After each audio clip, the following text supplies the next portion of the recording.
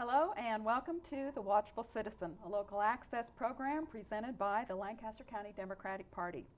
Today's guest is Patty Pansing-Brooks, candidate for Nebraska Legislature. Welcome to the program, Patty. Thank you. I'd like to start by asking you to tell us a little bit about you. Where are you from? Where did you grow up? Where do you live now? Well, I am from Lincoln originally, and I am among 5 generations to live in Legislative District 28, which is sort of interesting. So I feel like it's a part of who I am. It's what I clearly know about Nebraska, and it's a part of me. So I feel very comfortable running for this spot since it's really part of my heritage and my roots. And so then I grew up in Lincoln, went to schools here. My mom and dad were really active in the community. My dad ran for city council and was on the city council right after World War II. And then my mom, he died in 1973 from lung cancer when I was 14. And then my mom then decided to run for school board. And when I graduated from Southeast High School in 1976, she handed me my diploma at Pershing. So that was really a special event, and it has made education become very important in my life. But it also has been partly what has triggered my interest in public service and giving back and going forward and deciding to run for the legislature. So give us a little bit more information. Where did you go to school, and have you had a career? Yes, what do you do? I went to law school at the University of Nebraska, and I have my husband and I opened our law firm, Brooks Pansing-Brooks, in 1986, and Lowell had been with a large firm in town and had done a lot of tax-exempt finance, and we just decided to start a new practice and to try it on our own. And we sort of felt like if we didn't do it, we'd always say later, why didn't we try it? So we started off in our practice, and because of the 1986 Tax Reform Act, some of our business changed significantly, but we have done business and corporate law for 30 years. So that's been very interesting, and we have a real feel for the importance of business and jobs in Nebraska. That has been a good portion of what I have done professionally. But then as far as we also worked heavily to give back to Lincoln because we feel like it's such a great place. So we decided that one of our things that we would emphasize would be to give back and to work in public service and to join organizations and become members of boards, to be able to understand Lincoln and do what we could to make a difference and give back. So that's been part of my journey, is to be active in all sorts of things, from business to arts to healthcare to law to the parks, and it's been a real privilege to get to do so many things with so many different people in town. So we know you have a husband that you've got a business with. Do you have children? Mm-hmm. We have 3 children, and their names are Taylor, Graham, and Avery. And Taylor is a third-year law student at the University of Nebraska, and Graham has just graduated from college, and he's working down in the Haymarket at one of the medical technology company, J. Brash Co. And then Avery, our youngest, is a senior at Southeast High School, and so she's going to be having her last year, and it's a special year to have everybody in town and everybody there to celebrate with her this big year. So tell us a little bit about your campaign. You're running to become a state senator. Is your family helping in your campaign at all, or how's that all working out? Yes, it's been so nice, and that's another wonderful reason to have them all here, because they have been so supportive and kind. Right now, my husband and one of our sons is putting out signs as we speak. So they have been integral to the entire campaign, and really I didn't feel like I could go forward with this without their support and without their wholehearted enthusiasm behind me, and they have been wholehearted about it. I've really considered doing this for a number of years, and actually considered running in 2008, and then the districts changed. But at that point, my mom was living with us. She lived with us for the last 10 years of her life, And she ended up having some difficulties. She couldn't walk the last 7 years, and so I didn't feel like it was appropriate at that point to be able to leave her. And so I forgo running at that point and just decided to really focus on the kids and on our law practice and on a number of the activities that I've been doing in the community. So.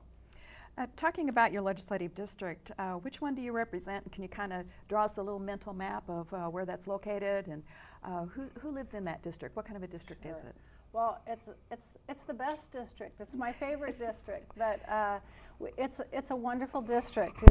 I think it's really in the center or the heart of Lincoln. I sort of think of it that way because the district runs from 13th and O, and then it goes east to 70th and O. So if you think about that, that's a long distance. And then it goes south.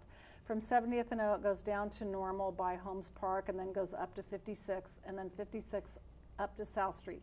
Looks like the old telephone hooks from the old days. And then down South Street to 27th, and then down 27th around literally the country club to Calvert, and then down Calvert to 13th, and then 13th back up to O. So it's a really diverse district. When I was working on this campaign and going forward, and when I started the campaign, education's always been really important to me. As I said, my mom was on the school board, so that really was an eye-opening experience to understand the schools in Lincoln a little bit more deeply as I watched my mom and what she was doing.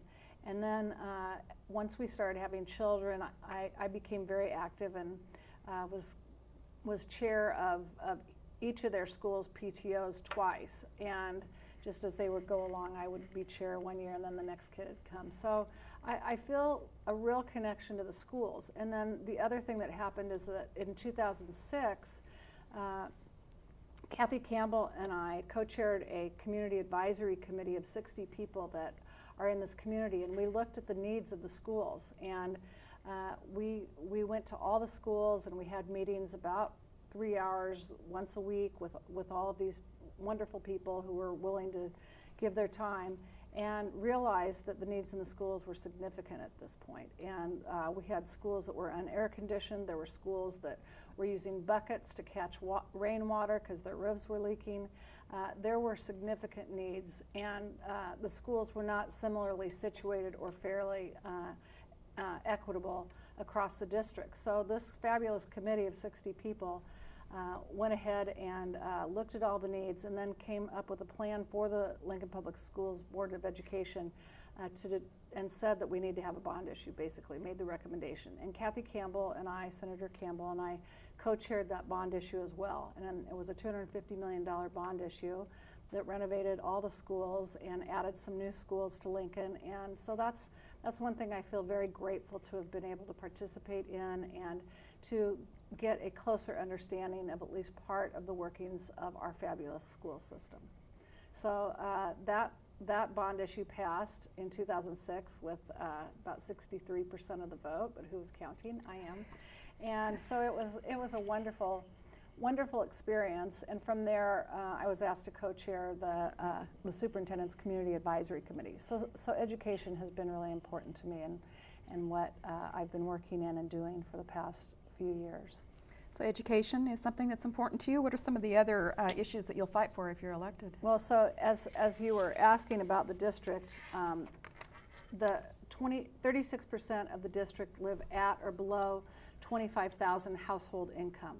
So there is great poverty there.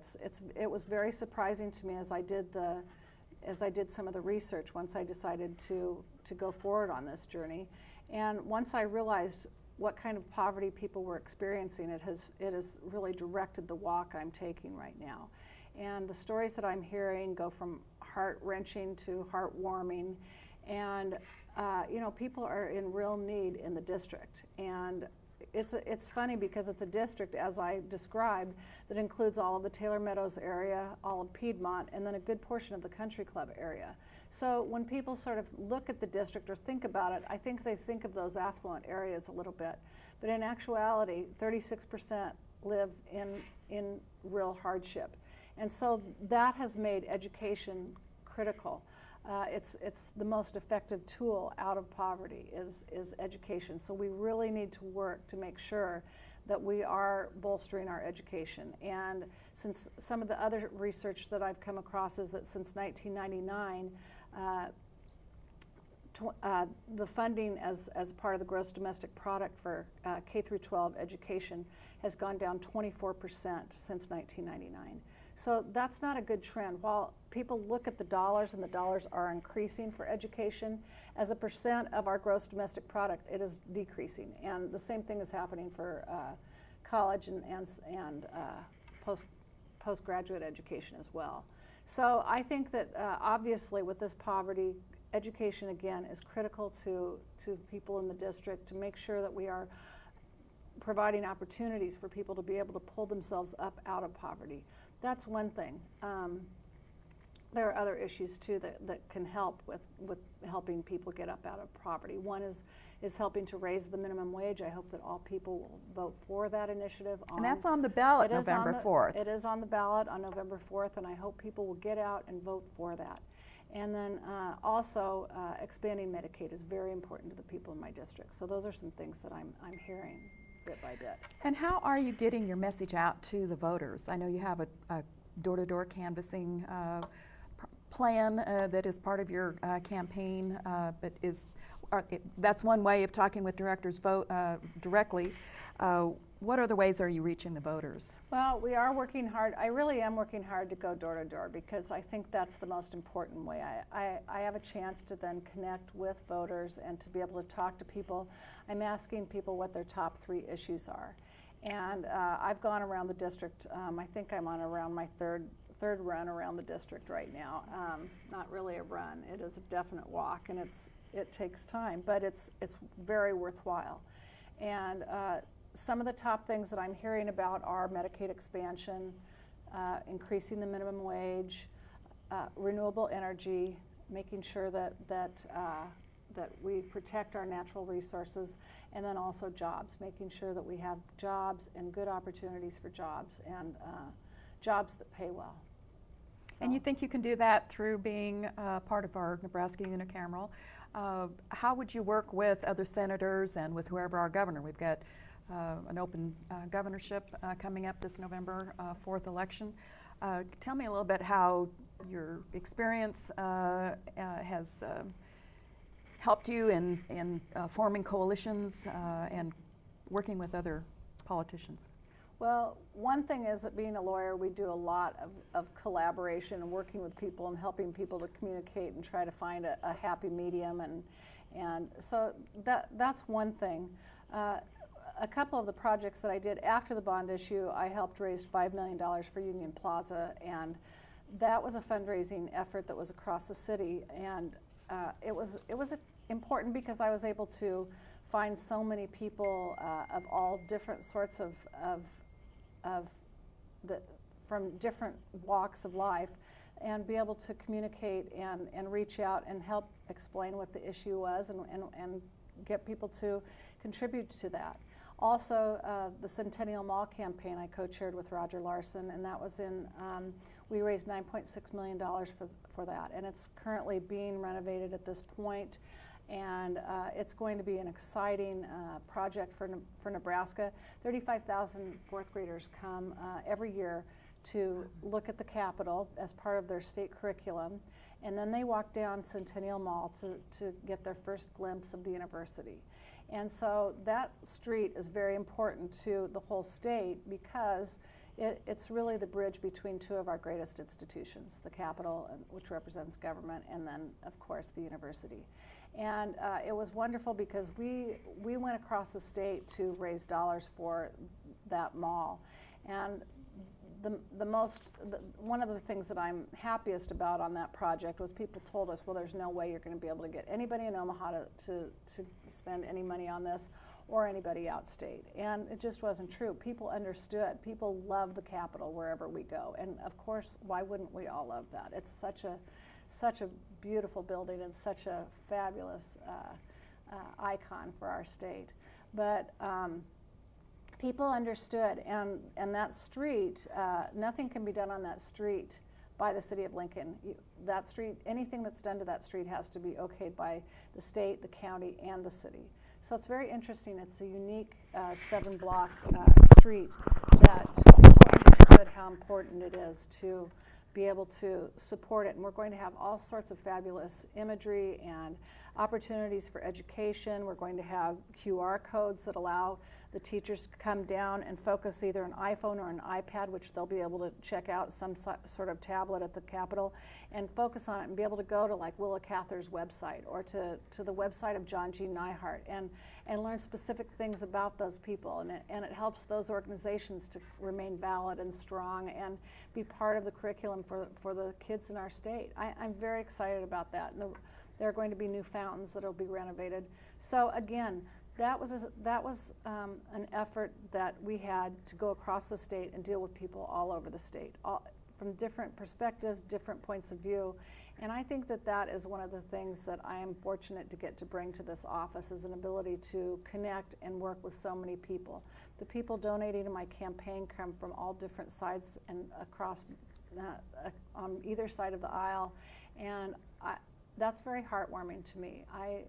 I feel like the work that I've been fortunate to do has really transposed into people being supportive, because they know that I do care about this state and I care about the people, and I care about that we have jobs, and I care about that people eat, and these are just basic things, and I feel fortunate for that, because that collaboration and that communication is very important as we go forward. It's an exciting project. It sounds like a wonderful project that just about anybody could get behind. Of course, there are other issues where there's going to be more differences of opinion, and it'll be harder to get people to agree on. One of those is prison overcrowding, prison costs. Can you speak to that issue a little bit in the state of Nebraska? Yes, and that is a difficult idea. A difficult problem that we've got, and we've got to be able to communicate. And fortunately, there are some studies going on. There's a Justice Reinvestment group that's looking at the issue, and I know that there are all sorts of things that Nebraska can do that might help prison overcrowding, number one, and I'm in favor of making sure that we do not jam out prisoners, that we give them opportunity to have some sort of slower way back into the community, that there be a way to have all sorts of supervision, and that we have ways to communicate with those prisoners and not just leave them hanging out there, because that's just not successful for anybody, as we've seen numerous times. And it's important to be able to help prisoners to reacclimate to living in society. And we also need to look at our costs and what's happening compared to other states on our prison overcrowding. And one of the things is that we just heard in a study that was in front of the Judiciary Committee that I sat in on. They talked about the fact that we use probation less than states around us. And probation can cause, if we choose prison sentences over probation, then that causes the time and the number of people in the prisons to increase. Also, we have a very low threshold for our felonies on what constitutes a felony. And so I saw a study that said that like $1977 of 500 degrees for felony to imprison somebody was like today purchasing a 21-inch Mac computer. But as far as today, $500 is really the lowest level of iPhone. So the point is that those dollars haven't changed, and we're putting people in prison for way lower crimes than we were when this was initiated. So we need to look at that. Other states around us do not use that $500 level, and they are higher, $650, $1,000. So those are things that we have to look at. So there are a number of good issues that we can try to look at, and I'm glad that the legislature is working on that right now, and Senator Ashford is running that committee. Just to expand on that just briefly a little bit more, You mentioned that you're very interested in education in Nebraska. What about education for our inmates and helping them transition from a prison situation out into society? Is that a component of what you think needs to change? Yes, definitely. We need to do a better job of having education available for the inmates and to be able to help them, again, teaching job skills and all sorts of other components of education. Again, the best way out of poverty, the best way to avoid crime is to educate people and to give them an opportunity and a skill. And if we don't work on that, and of course we have a constitutional duty to educate, there's no question, but we need to also look at the fact that those that are in prisons many are adults, but many may have gotten out of school and not continued to the point that they are able to be prepared for some position out in the workforce. So we have those dollars that we would spend on educating prisoners are way more effectively used in educating prisoners than they are in just keeping people in and then jamming them out. So there, right.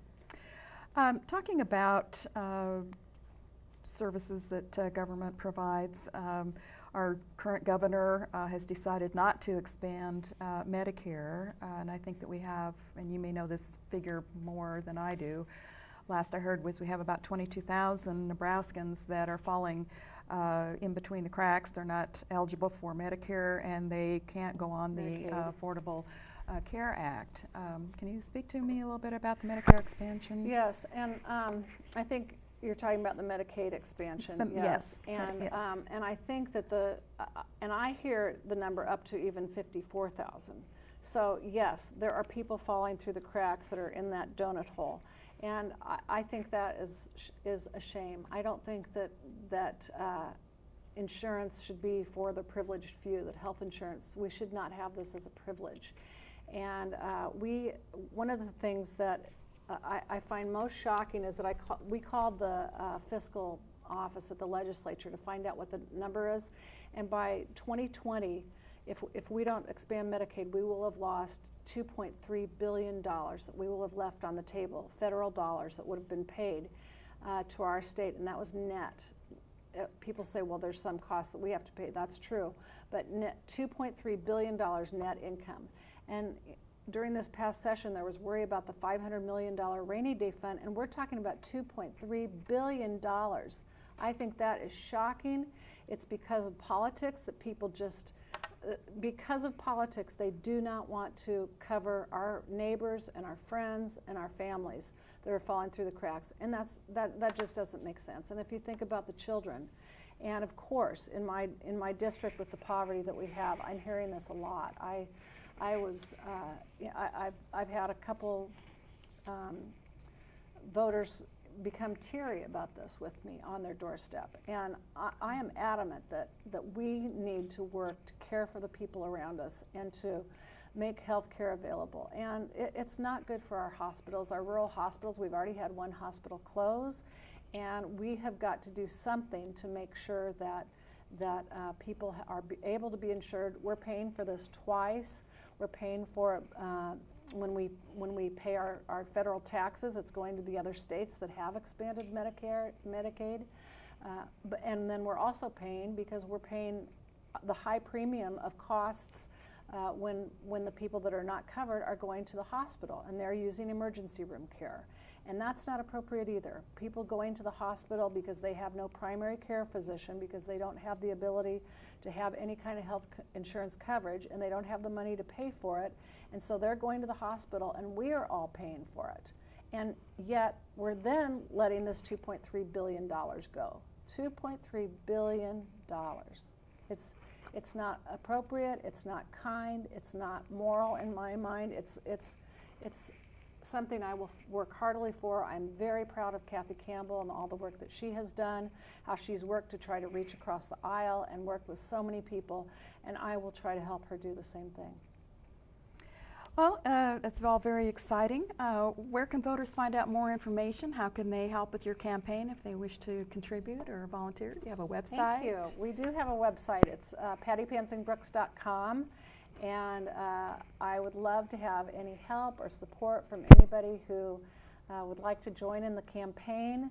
We have a wonderful group of people working on the campaign. I'm having fun. I think everybody that's working on the campaign is having fun, because if we aren't going to have fun with this, then you know, it's not worth it. And I just feel so privileged to get to have this walk in my life, to be able to take some stands for people that not everybody has the opportunity to stand up and use their voice to proclaim.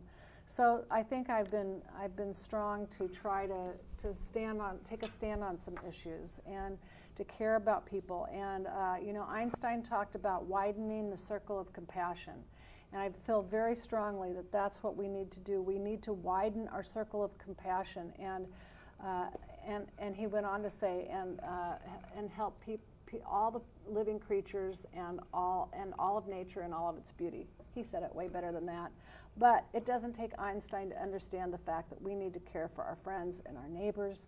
We need to widen our circle and allow them to get jobs that will allow them to help pay for their families and to be able to make a living wage. We need to expand the circle to allow our friends and neighbors to have health insurance and to be able to go forward and to be able to protect their families and have a physician to be able to look over them and take care of their concerns.